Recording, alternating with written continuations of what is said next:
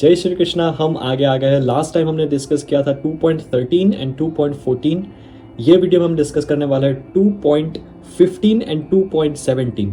इतने ज़्यादा अमेजिंग श्लोक्स है ना, I cannot even wait to tell you, because 15 और 17 ऐसा श्लोक है जो आपको सुख दुख के बारे में हमने लास्ट वीडियो में जो बात की थी ना, वही हम सीक्वेंस में बात करेंगे थोड़ा आगे चल के। ये कृष्ण कहते हैं कि सुख और दुख में धीर रहो, स्टेबल रहो। तो लेट्स स्टार्ट विद 2.15 एंड 2.17। ऐसे पॉइंट्स लिखे हैं ना मैंने कि आपको बहुत इजी लगेगा ये श्लोक समझने में, क्योंकि मुझे पता है कि बहुत ज़्यादा कॉम्प्लेक्स संस्कृत और बहुत ज़्यादा कॉम्प्लेक्स उसके मीनिंग जो भगवद गीता में बताया है शायद ही किसी को समझ में आते होंगे। लेकिन मैंने क्या किया ना, उससे बहुत ज़्यादा ब्रेक डाउन करके स्ट्रक्चर करके मेरे पर्सपेक्टिव से जब मैंने वो समझा था ना, तो मैंने सोचा कि ये बहुत इजी रहेगा आप सबको समझने के लिए।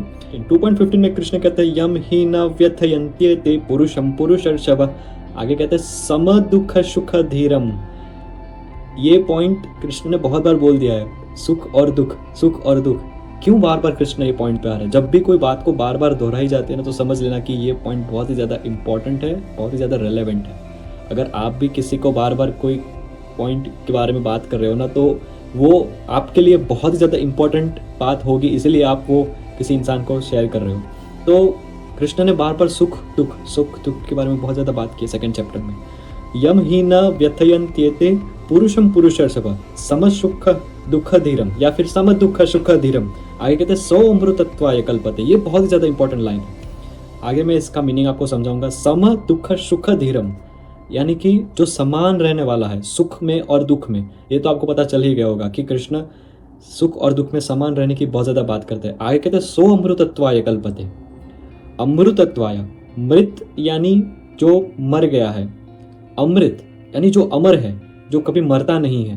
तो कृष्ण कहते हैं जो सुख और दुख में धीर व्यक्ति है, स्टेबल माइंडेड व्यक्ति है, तो ऐसे व्यक्ति को सो अमृतत्वाय कल्पते, अमृतत्व को प्राप्त कर जाएगा। अमृतत्व क्या है? तो ऐसे जो इंसान होते हैं ना, जो सुख और दुख में बहुत ही ज्यादा स्टेबल रह के भी आगे का डिसीजन ले सके, तो कृष्ण कहते हैं सो अमृतत्वाय कल्पते। वो अमृतत्व को प्राप्त कर जाता है, या फिर लोगों की याद में वो रहेंगे। वो जीवित होकर भी अमृतत्व को प्राप्त कर गए थे, क्योंकि उन्हें सुख और दुख से वो डिस्ट्रैक्ट नहीं होते, वो डिस्टर्ब नहीं होते, क्योंकि उनका फोकस कुछ अलग ही है। मैंने जैसे कहा था कि जितना जिसका हायर टेस्ट, उतने सारे निचले सुख आपको छोड़ने में बहुत ही ज़्यादा आसान रहेगा आपके लिए। तो सो अमृतत्वाय कल्पते का मीनिंग भी यही होता है कि यहाँ पे मटेरियल वर्ल्ड में रहकर भी वो अमृतत्व को प्राप्त कर जाता है, क्योंकि उन्हें सुख और दुख से परेशानी नहीं होती, वो उससे परे हो चुके हैं। वो फोकस के लिए, एक पर्पस के लिए काम कर रहे हैं अपने। तो ये था 2.15। इससे हमें पता चलता है कि एक्चुअली जब हायर पर्पस डेवलप हो जाता है ना किसी के लाइफ में, तो छोटी छोटी चीज़ों से वो परेशान नहीं होते। जब आपके पास गोल नहीं है, आपके पास करने के लिए कुछ नहीं है ना, तब ये खाली दिमाग आपको इधर उधर भटकाएगा। लेकिन if you have clear purpose, if you have target कि मुझे ये अचीव करना है, उसमें आपको मज़ा आ रहा है, तो वो कैच करने में आपको ऑटोमेटिक अंदर से मोटिवेशन आता है। आपको किसी और मोटिवेशन की ज़रूरत नहीं पड़ेगी फिर। तो आगे के श्लोक में 2.17 में भी कृष्ण कुछ ऐसा नॉलेज शेयर कर रहे हैं अर्जुन के साथ कि सुख और दुख से भी परे कुछ है। अभी हमने बात की कि हायर पर्पस डेवलप करो, हायर टेस्ट डेवलप करो। तो कृष्ण अब धीरे धीरे स्टेज बढ़ाएंगे उनका, ताकि अर्जुन को एक हायर टेस्ट डेवलप करके वो दे दे। उन्हें नीचे के सुख से कुछ फर्क नहीं पड़ेगा, जो कि Arjun was already a prepared warrior. उनके लिए नहीं है, हमारे लिए है, मेरे लिए है, जैसे कि मैंने कहा था लास्ट वीडियो में। तो आगे का श्लोक देखते हैं। 2.17 में कृष्ण कहते हैं अविनाशी तु तद्विधि येनम सर्वम इदम ततम विनाशम अव्यय अश्य न कश्चित कर्तुम अर्हति। तो अविनाशी, जिसका नाश नहीं हो सकता, जो नाश रहित है, इमॉर्टल। आगे कहते हैं येनम सर्वम इदम ततम।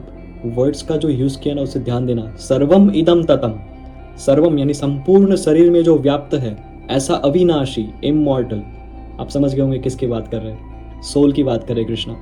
तो कह रहे कि जो अविनाशी है, जो संपूर्ण शरीर में व्याप्त है। आगे कहते हैं विनाशम अव्यय अश्य। अब अव्यय, व्यय यानी जो खर्च होता है, जो समाप्त होता है। अव्यय यानी अनलिमिटेड है, जो न कश्चित कर्तुम अर्हति। न कश्चित, कोई नहीं है, ऐसा कोई नहीं है। आगे कहते हैं कर्तुम अर्हति। कर्तुम यानी करने के लिए, अर्हति यानी समर्थ, उसको विनाश करने के लिए समर्थ कोई नहीं है। किसकी बात कर रहे हैं? सोल की बात कर रहे हैं, जो अविनाशी है, इमॉर्टल है।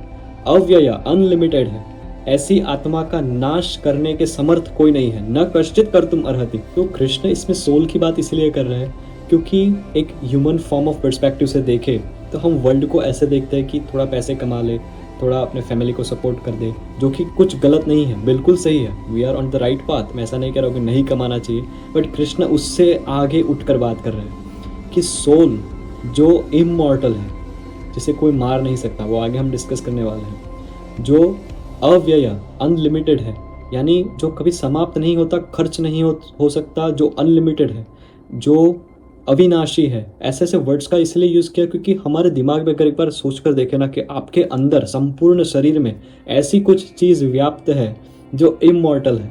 अगर एक बार शांति से बैठकर सोचो आप, तो आपको पता चलेगा कि मेरे अंदर एक ऐसी आत्मा है जो इमॉर्टल है, जो इतने वर्षों से, पता नहीं बिलियंस ऑफ ईयर्स से, there are 84 lakh species, 84 lakh ऐसे भी इंसेक्ट्स है जो हम आंखों से देख भी नहीं सकते, उनके शरीर में भी आत्मा व्याप्त है, उनके संपूर्ण शरीर में भी आत्मा होती है।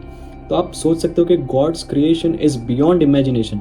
और हम छोटे छोटे सुख दुख जो लाइफ में आते हैं ना, जो टेम्पररी होते हैं, उसमें बहुत ज़्यादा डिस्ट्रैक्ट हो जाते हैं, बहुत ज़्यादा डिस्टर्ब हो जाते हैं। आई नो बोलना बहुत आसान है, लेकिन वो जो परिस्थिति हम फेस करते हैं ना, तो ऑटोमेटिकली ऐसा होता है कि यार ये मेरे साथ ही क्यों होता है। लेकिन अगर हम ये पर्सपेक्टिव से सोचें, ये माइंडसेट से सोचें कि हम यहाँ पे आए क्यों है, एक्चुअली पैसा कमाना ही सब कुछ नहीं होता। कोई लोग तो ऐसे सोचते हैं ना कि पैसा कमा लिया तो I will be happy, but पैसा कमाने के बाद भी एक स्टेज ऐसा आता है जब आपको अंदर वैक्यूम लगता है, खाली लगता है कि यार नहीं, अगर मैं ये कहूँ ना आपको, तो आप ये सोचो कि नहीं ऐसा नहीं होता, क्योंकि आपने जो देखा है ना इंस्टाग्राम पे या मूवीज़ वगैरह में, कहीं पे भी देखा होगा, तो आपने देखा होगा कि जो रिच पीपल होते हैं ना, उन्हें बहुत आराम होता है। आई नो उनकी लाइफ आसान होती है, बट कहीं ना कहीं वो खाली होते हैं अंदर से।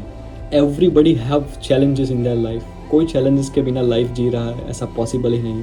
स्वयं भगवान धरती पर आए, वो हमें ये सिखा कर गए कि चैलेंजेस के बिना तो लाइफ ही नहीं। प्रभु श्री राम की लाइफ देख लो कितनी ज़्यादा पेनफुल रही है, कृष्ण की लाइफ देख लो, उनसे हमें ये सीख मिलती है। तो ऐसा सोच रहे हो ना अगर कि कोई बहुत ज़्यादा रिच है और भाषण दे रहा है इंस्टाग्राम पे या फिर यूट्यूब पे, कहीं पे भी भाषण दे रहा है कि I have this, I have made this, it's okay, it's good, उसकी मेहनत से उसने कमाया है, क्रिटिसाइज़ नहीं कर रहा हूँ। लेकिन आफ्टर ऑल थिंग, सब कुछ हो गया, when they not have spirituality in their life, तो एक वैक्यूम होता है, एक कहीं ना कहीं स्पेस रह जाती है जब आपको कुछ ना कुछ अधूरा लगता है। तो ये सोल का पर्सपेक्टिव कृष्ण ने इसलिए निकाला कि जो चीज़ आपके पास इमॉर्टल है, जो इतने वर्षों से आपके अंदर शरीर में व्याप्त है, जो एक बॉडी से डिफरेंट बॉडी में ट्रांसफॉर्म होती है, एनर्जी जो है हमारी सोल, तो उसके लिए आपने क्या किया पूरे जीवन में, राइट? तो कृष्ण ये पर्सपेक्टिव की बात कर रहे हैं इतने लेवल की, और हम बॉडीली पर्सपेक्टिव में ये खाना खा लेते हैं, आज तो मज़ा आ गया। खाना खाना गलत बिल्कुल भी नहीं है, लेकिन अगर हम थोड़ा सा ट्राई करें कि हायर टेस्ट डेवलप कर सके हमारे लिए, हमारी खुद की लाइफ के लिए, तो आपको पता चलेगा कि यार ये छोटे छोटे सुख दुख तो कुछ भी नहीं है इसके सामने। तो ये था 2.15 एंड 2.17। आई होप आपको थोड़ा सा रिलैक्स फील हुआ होगा कि हमारे पास भी ऐसा सोल है जो इमॉर्टल है, ऑफ कोर्स। तो हमेशा जब भी आप नॉलेज लेते हो ना, तो आपका एक हायर टेस्ट ऑटोमेटिकली डेवलप होने लगता है। इसीलिए मैं बार बार कहता हूँ कि भगवद गीता पढ़ो, और अगर ट्राई करो ना कि कंसिस्टेंट रह सको आप, तो ये नॉलेज लेते लेते आपको पता नहीं चलेगा कि कब आपका माइंडसेट एक पूरे अलग जोन में चला गया है। और ये मैं अगेन मेरे पर्सनल एक्सपीरियंस से कह रहा हूँ, क्योंकि मैंने पढ़ा और मैंने खुद में चेंज देखा, इसीलिए आई एम हियर नाउ। थोड़ा सा नॉलेज आपको शेयर कर रहा हूँ भगवद गीता का। बट आई होप कि आपको मज़ा आया होगा और ये सीरीज़ को आपने एक्सेस कर लिया है। पहले से लेकर लास्ट तक सारे वीडियोज़ मैं बार बार लाता रहूँगा, और इसमें सोल के बारे में बहुत ज़्यादा बात की है कृष्ण ने। तो आगे सेकंड चैप्टर को बहुत ज़्यादा डिटेल में देखने वाले हैं हम यहाँ पे। तो मैंने एनालिटिक्स में भी चेक किया कि आप लोग वीडियोस को शेयर भी कर रहे हो, तो thank you so much for this little contribution in my journey यहाँ पे, जो मैंने एक कोशिश स्टार्ट की है मेरी ओर से। तो थैंक यू अगेन एंड जय Shri Krishna. See you in the next video.